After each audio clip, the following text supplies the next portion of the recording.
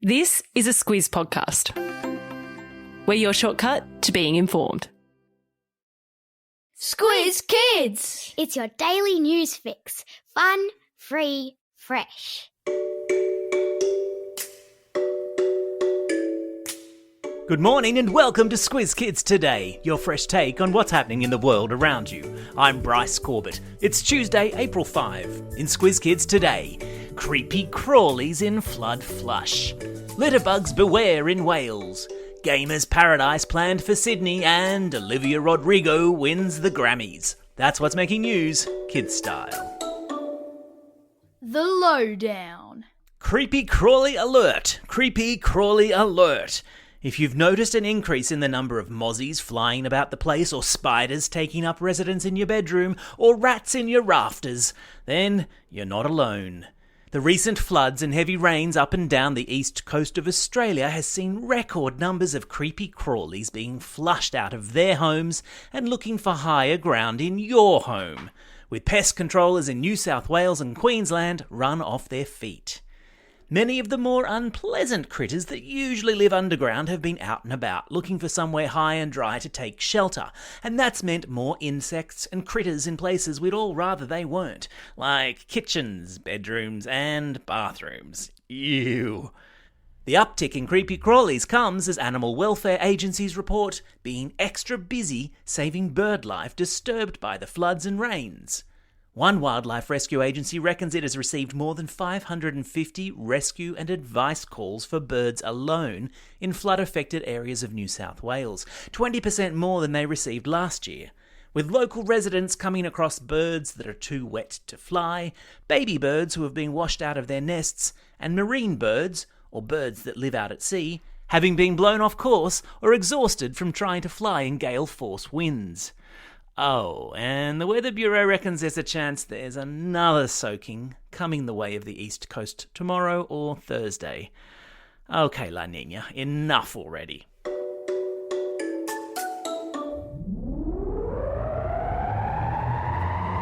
Spin the globe.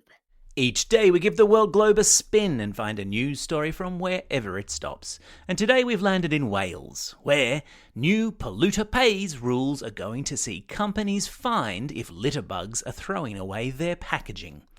That's right, if a naughty person in Wales, which is right next door to England, chucks, say, a drink container out of their car window onto the side of the road, they won't be the only ones facing a fine. The company that made the bottle could also cop a fine. Under the new rules, the producers of the most commonly littered items, like fast food wrappers, will have to pay up starting in 2024. Companies will also face fines if their packaging is difficult to recycle. The hope is that to avoid the fines, they'll reduce the overall amount of packaging they use and use materials that are easier to recycle. Wales is already the third best country in the world for recycling, and by 2050 they want to be reusing or recycling all of their waste. Think about how much goes into your rubbish each week, and imagine if that was zero.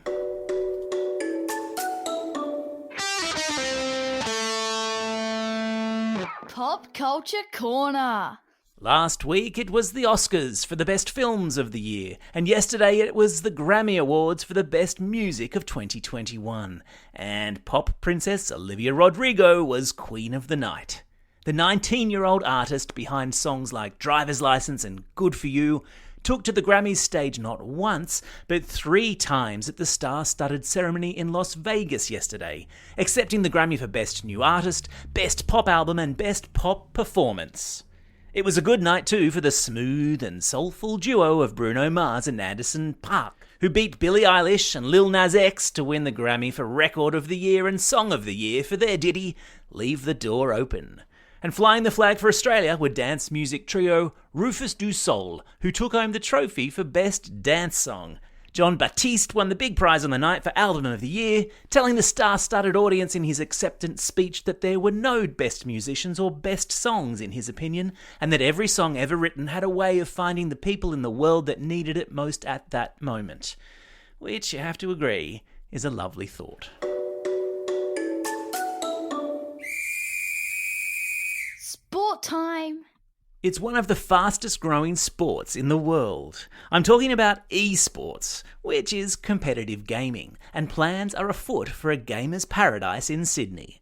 Called Fortress Sydney and modelled on a similar esports complex in Melbourne's Emporium Shopping Centre, the new esports and gaming centre will take up 2 floors of a central Sydney shopping centre, including 210 seats for spectators, streaming pods, and a science fiction themed bar. The people behind it reckon the venue could cater for up to 1,000 gamers at a time and will be the venue for esport competitions like the League of Leagues and Counter-Strike. With the explosion in popularity of gamer channels on YouTube and sites like Twitch, and the gaming sector here in Australia expected to be worth $4.9 billion by 2025, you could say it's what's called a clever investment. Game on. Time for the Squiz. This is the part of the podcast where you get to test how well you've been listening. Question number 1.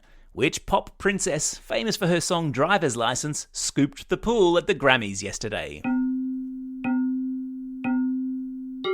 That's right, it was Olivia Rodrigo. Question number 2. Where in the world is there going to be a crackdown on litterbugs and the companies who create packaging? That's right, it's in Wales. Question number 3. What sort of sports complex, bound to please video game fanatics, is being planned for Sydney? That's right, it's an esports complex.